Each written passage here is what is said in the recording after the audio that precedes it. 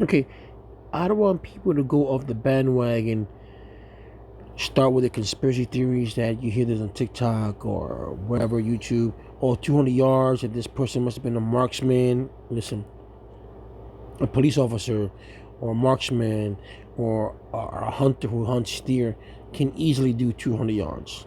That's no problem. So let's stop that conspiracy theory right there. This is probably someone who's trained in doing what he's doing. Maybe hunt deer is what it can be. But the disturbing part is this. The disturbing part is this. This is what gets to me. Was Kirk a good person? His political views? No. Was he a good person as far as his opinion? No. Was he a good person? I don't know. We never met him. You could always say he did this, for a jolt, for to be in love with the things that he is. That what he spoke of racism. You could tell by the way he spoke that he was a racist. He was a homophobic. He was all these things that we are against. So okay, fine. That's all cool and dandy. Do I feel sympathy for him? No. I feel for his kids. Yes, because his kids, kids are young, so they're not gonna remember his dad being unalive that way. They're not gonna remember that. But his wife chose to sleep with him. His wife chose to do this. His wife chose to do this. So that's on her. She knew who he was, and she knew who she slept with. But my point here is this. Like I said, let's not forget that everything happens for a reason, and we all here talking about Kirk, but we don't talk about the kids that were shot in Colorado. Not even 20 miles away from Kirk were shot. Those are the ones that we got to talk about. And for Republicans to say, like Donald Trump said, this is the left wing is responsible. No, the left wing is not responsible. This is Kirk's responsibility. You choose to speak, and you got to learn how to speak your words. And when you are in an open forum, just like that, with no protection, then you are going to be subject to someone or people hating you. Hello? They unalive Martin Luther King. They unalive Malcolm X. They unalive JFK. They unalive so many people here in this country. They unalive kids. They hung kids from trees in this country. Black kids in this country. I don't see no one saying, the black kid did. I don't see no one saying that. I don't see no one saying in North Carolina. Like 3 months ago, when a young black man was hung from a tree, they said it was suicide. Well, that's not suicide. Black people don't hang themselves from a tree. Hispanics don't hang themselves from a tree. I don't see the president saying anything about that. But a white man dies because of his own rhetoric. You have to know when you put yourself out there like that. You don't see Shapiro doing that, because Shapiro knows better than that. He's not gonna like, I'm gonna go in an open forum. Hell no. He'll do your meetings. He'll go to these shows. He's not gonna do that because he's not gonna expose himself to that. Charlie Kirk wanted to be different. He wanted to expose himself. He wanted to be grand. And his voice and his opinion cost him his life.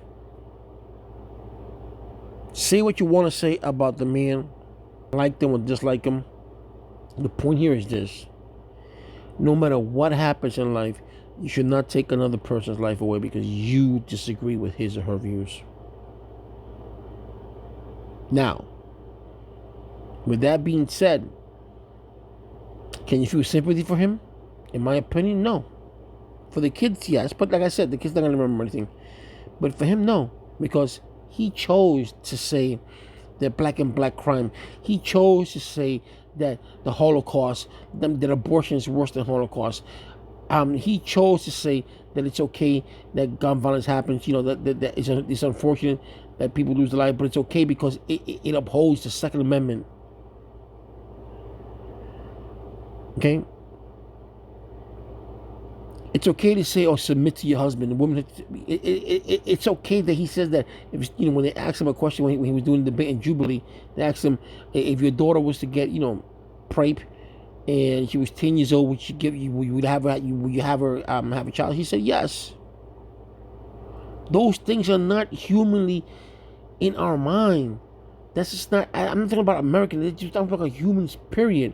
That's not in our minds. So why would he even think about that? Why would you even think about going in public and saying the things as you say because you're getting notoriety, and you think that no one's going to think about pew-pewing you? This is America. This is not America. This is the world.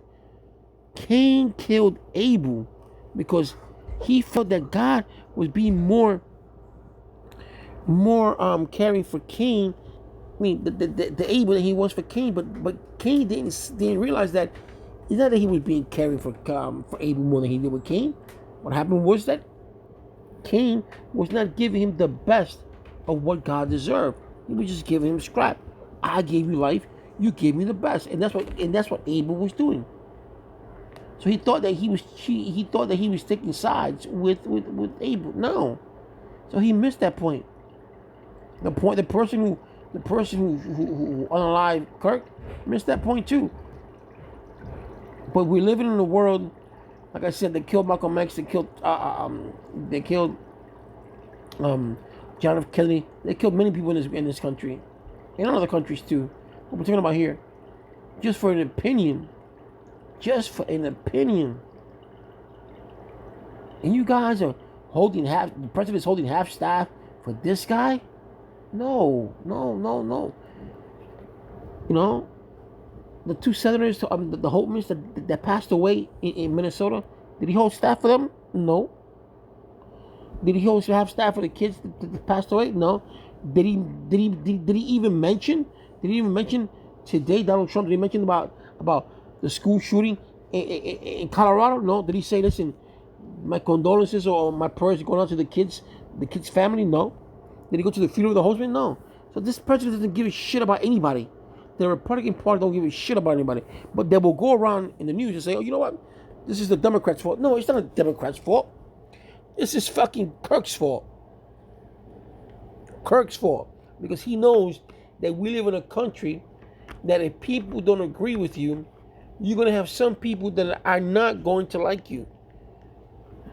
And unfortunately, his security team sucks. Because why would you, if you know they try to unalive the president, why would you go up there without a fucking plexiglass bulletproof and hide behind that?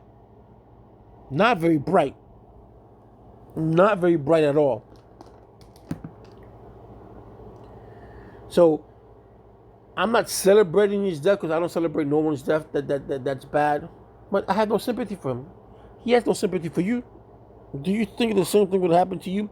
He would say, oh, King Gio passed away. No, he wouldn't care.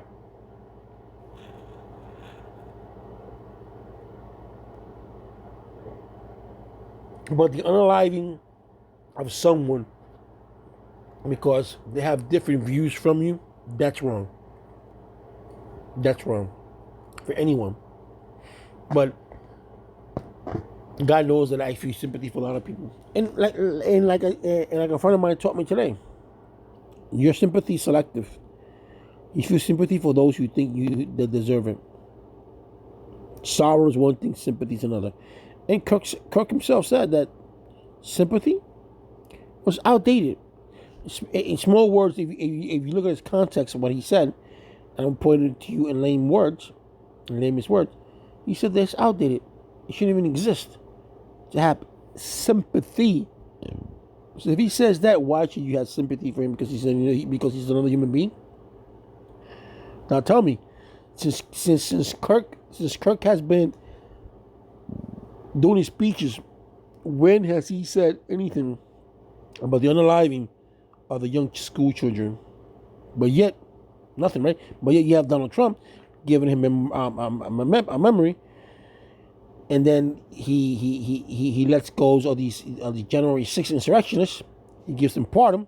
He gives Chris Christie pardon. He gives everybody pardon. But they're from his party. Fuck you, Donald Trump.